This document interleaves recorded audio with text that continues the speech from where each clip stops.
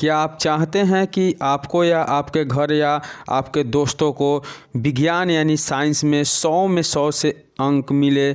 तो पूरा वीडियो ध्यान से देखें और शेयर करें।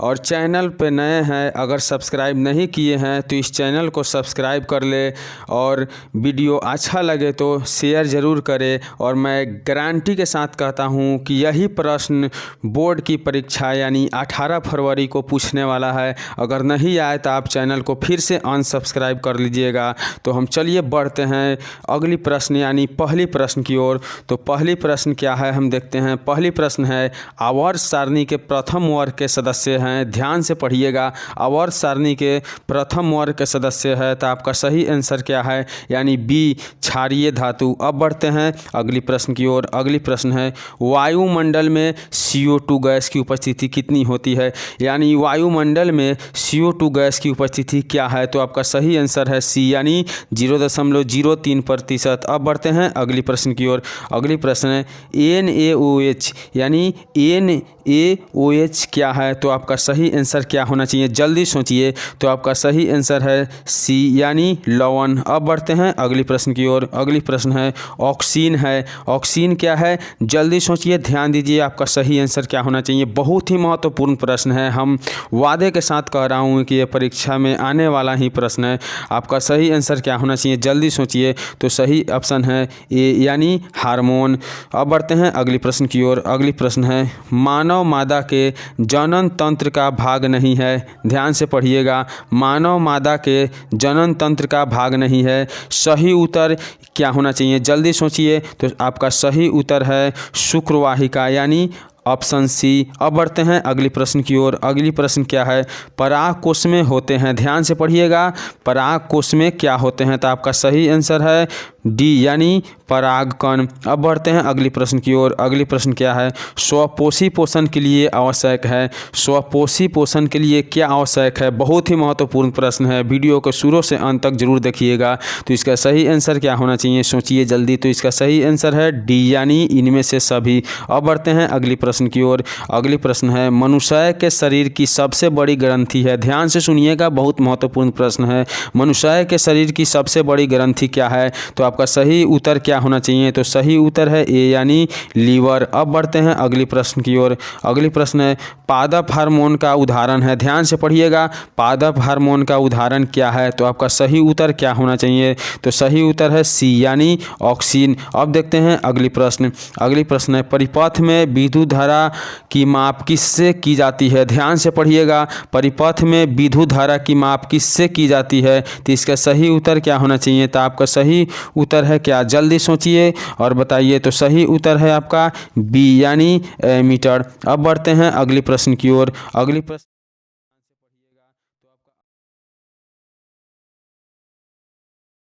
नंबर 11 नंबर का, दाढ़ी बनाने में कौन दर्पण प्रयुक्त होता है? ध्यान से देखिएगा, दाढ़ी बनाने में कौन दर्पण का उपयोग किया जाता है? तो आपका सही उत्तर है बी यानी अवतल दर्पण का। अब बढ़ते हैं अगली प्रश्न की ओर। अगली प्रश्न क्या है? किस उपकरण में धन यानी प्लस और माइनस का चिन्ह नहीं होता है? ध्यान से सुनिएगा, किस उपकरण में प्लस और माइनस का चिन्ह नहीं होता है? तो इसका सही उत्तर क्या होना चाहिए? तो सही उत्तर है कुंडली। अब बढ़ते हैं अगली प्रश्न की ओर। अगली प्रश्न क्या है? सरल सूक्ष्मदर्शी में किसका उपयोग होता है? ध्यान से पढ़िएगा, सरल सूक्ष्मदर्शी में किसका उपयोग होता है? तो आपका सही उत्तर है ऑप्शन बी यानी उत्तल दर्पण। अब ध्यान दीजिएगा अगली प्रश्न की ओर। अगली प्रश्न है, नीला थोथा का रासायनिक सूत्र क्या है? नीला थोथा का रासायनिक सूत्र क्या है? तो इसका सही आंसर क्या है? जल्दी सोचिए। तो सही आंसर है ऑप्शन बी यानी CuSO4 × 5H2O। अब बढ़ते हैं अगली प्रश्न की ओर। निम्नांकित में कौन लवण है? ध्यान से सुनिएगा, निम्नांकित में कौन लवण है? तो आपका सही आंसर है ऑप्शन सी यानी K2SO4। अब बढ़ते हैं अगली प्रश्न की ओर। अगली प्रश्न क्या है? तो आपका अगली प्रश्न है, नाइट्रोजन अणु में कितने सहसंयोजक बंधन होते हैं? ध्यान से सुनिएगा, नाइट्रोजन अणु में कितने सहसंयोजक बंधन होते हैं? तो आपका सही उत्तर क्या होना चाहिए? तो सही उत्तर है डी यानी 3। अब बढ़ते हैं अगले प्रश्न की ओर। संगमरमर का रासायनिक सूत्र क्या है? ध्यान से सुनिएगा, संगमरमर का रासायनिक सूत्र क्या है? तो इसका उत्तर है CaCO3। अब बढ़ते हैं अगले प्रश्न की ओर। अगली प्रश्न क्या है? तो कह रहा है कि डैश डैश वन संपदा का एक उदाहरण है, यानी वन संपदा का उदाहरण क्या है? तो आपका सही उत्तर है बी यानी लकड़ी। अब बढ़ते हैं अगले प्रश्न की ओर। अगली प्रश्न है चीनी का रासायनिक सूत्र क्या है? ध्यान से सुनिएगा, बहुत ही महत्वपूर्ण प्रश्न है। चीनी का रासायनिक सूत्र क्या है? तो चीनी का रासायनिक सूत्र है आपका ऑप्शन सी यानी C12H22O11। अब बढ़ते हैं अगले प्रश्न की ओर। अगले प्रश्न क्या है? इंसुलिन की कमी से होता है। इंसुलिन की कमी से क्या होता है? इसका सही उत्तर क्या होना चाहिए? तो इसका सही उत्तर है आपका ऑप्शन सी यानी मधुमेह। अब बढ़ते हैं अगले प्रश्न की ओर। अगली प्रश्न क्या है? खुला परिसंचरण तंत्र किसमें पाया जाता है? खुला परिसंचरण तंत्र किसमें पाया जाता है? इसका सही उत्तर क्या है? जल्दी सोचिए। तो इसका सही उत्तर है कॉकरोच में। अब बढ़ते हैं अगली प्रश्न की ओर। अगली प्रश्न क्या है? तो आपका अगली प्रश्न है यूरो 2 का संबंध है। ये हम पिछले वीडियो में भी बताए थे। यूरो 2 का संबंध किससे है? तो आपका सही आंसर है ऑप्शन ए यानी वायु प्रदूषण से। अब बढ़ते हैं अगली प्रश्न की ओर। अगली प्रश्न क्या है? निम्नांकित में कौन जैव अनिम्नकरणीय पदार्थ है? ध्यान से सुनिएगा, निम्नांकित में कौन जैव अनिम्नकरणीय पदार्थ है? तो इसका सही उत्तर है ऑप्शन ए यानी DDT। अब बढ़ते हैं अगली प्रश्न की ओर। अगली प्रश्न क्या है? क्लोरोफिल वर्णक का रंग है, यानी ध्यान से सुनिएगा, बहुत महत्वपूर्ण प्रश्न है। क्लोरोफिल वर्णक का रंग होता है, तो इसका सही उत्तर है ए यानी हरा। अब बढ़ते हैं अगले प्रश्न की ओर। अगली प्रश्न है स्पेक्ट्रम प्राप्त करने के लिए किसका उपयोग होता है? ध्यान से सुनिएगा, स्पेक्ट्रम प्राप्त करने के लिए किसका उपयोग होता है? तो इसका सही उत्तर क्या होना चाहिए? तो सही उत्तर है डी यानी प्रिज्म। प्रिज्म के द्वारा स्पेक्ट्रम प्राप्त किया जाता है। अब बढ़ते हैं अगले प्रश्न की ओर। किसी प्रोटॉन का निम्नलिखित में से कौन सा गुण किसी चुंबकीय क्षेत्र में मुक्त गति करते समय परिवर्तित नहीं हो सकता है? इसका सही आंसर क्या होना चाहिए? जल्दी सोचिए। तो इसका सही आंसर है सी यानी संवेग। अब बढ़ते हैं अगली प्रश्न की ओर। अगली प्रश्न क्या है? एक प्रारूपी सौर सेल कितना विद्युत विभवांतर विकसित करती है? बहुत महत्वपूर्ण प्रश्न है, फिर से सुनिएगा एक बार। एक प्रारूपी सौर सेल कितना विद्युत विभवांतर विकसित करती है? तो इसका सही आंसर क्या है? तो आपका सही आंसर है ए यानी 0.5 से 1.0 वोल्ट तक। अब बढ़ते हैं अगली प्रश्न की ओर। अगली प्रश्न क्या है? तो कर्नाटक में जल संग्रहण स्थान को कहा जाता है। कर्नाटक में जल संग्रहण स्थान को क्या कहा जाता है? तो इसका सही उत्तर है बी यानी सुरंगम। क्या कहा जाता है? सुरंगम। अब बढ़ते हैं अगली प्रश्न की ओर।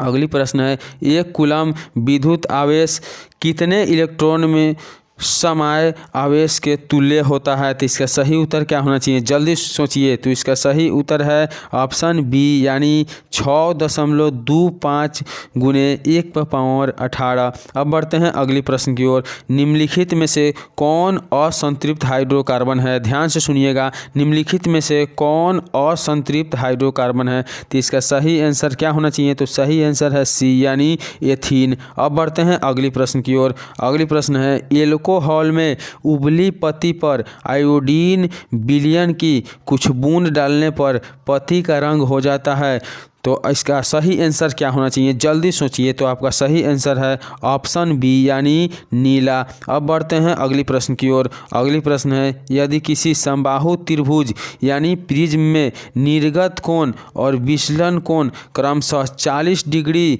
और है तो आपतन कोण क्या होना चाहिए? जल्दी सोचिए, इसका सही आंसर क्या होगा? तो सही आंसर है आपका ऑप्शन बी यानी 50 डिग्री। अब बढ़ते हैं अगली प्रश्न की ओर। अगली प्रश्न है एक उत्तल लेंस की क्षमता 1 डायप्टर है तो उस लेंस की फोकस दूरी कितना होना चाहिए? ध्यान से सुनिएगा, एक उत्तल लेंस की क्षमता 1 डायप्टर है तो उस लेंस की फोकस दूरी कितना होना चाहिए? तो आपका सही आंसर है ऑप्शन सी यानी 100 सेंटीमीटर। अब बढ़ते हैं अगली प्रश्न की ओर। अगली प्रश्न क्या है, निम्नलिखित में कौन सा वायरस संक्रमित रोग है। निम्नलिखित में से कौन एक वायरस से होने वाला रोग है। अब ध्यान दीजिएगा, इसका सही आंसर क्या होना चाहिए, तो इसका सही आंसर है HIV एड्स। अब बढ़ते हैं अगली प्रश्न की ओर। अगली प्रश्न है, पराग नलिका का बीजांड की ओर वृद्धि करना किस प्रकार के अनुवर्तन से संबंधित है। तो इसका सही आंसर क्या होना चाहिए, जल्दी सोचिए। तो सही आंसर है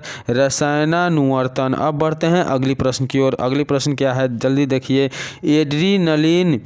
एड्रीनलिन हार्मोन, फिर से सुनिएगा, एड्रीनलिन हार्मोन स्रावित होता है यानी अस्रावित होता है। इसका सही आंसर क्या होना चाहिए, तो आपका सही आंसर है डी यानी अधिवृक्क ग्रंथि से। अब बढ़ते हैं अगली प्रश्न की ओर। अगली प्रश्न क्या है, एसिटिक अम्ल का तनु विलयन के बारे में कौन सा अवलोकन सत्य है। ध्यान से सुनिएगा, एसिटिक अम्ल का तनु विलयन के बारे में कौन सा अवलोकन सत्य है। इसका सही आंसर क्या होना चाहिए, तो आपका सही आंसर है ऑप्शन ए यानी यह सिरका सी गंध देता है। अब बढ़ते हैं अगली प्रश्न की ओर। अगली प्रश्न है, जब लिटमस विलयन न तो अम्लीय होता है और न ही क्षारीय, तब इस विलयन का रंग क्या होता है। इसका सही आंसर क्या होना चाहिए, जल्दी सोचिए। तो इसका सही आंसर है आपका सी यानी बैगनी। अब बढ़ते हैं अगली प्रश्न की ओर। अगली प्रश्न क्या है, श्वसन के अंतिम उत्पाद है। ध्यान से सुनिएगा, श्वसन के अंतिम उत्पाद क्या है, तो इसका सही आंसर क्या होना चाहिए, तो सही आंसर है डी यानी CO2 H2O और ऊर्जा। CO2 H2O और ऊर्जा। अब बढ़ते हैं अगली प्रश्न की ओर। अगली प्रश्न क्या है, निम्नलिखित प्रकाश के रंगों में से किस रंग का अपवर्तनांक अधिकतम है। ध्यान से सुनिएगा, निम्नलिखित प्रकाश के रंगों में से किस रंग का अपवर्तनांक अधिकतम है, तो इसका सही आंसर क्या होना चाहिए, तो सही आंसर है ऑप्शन डी यानी बैगनी।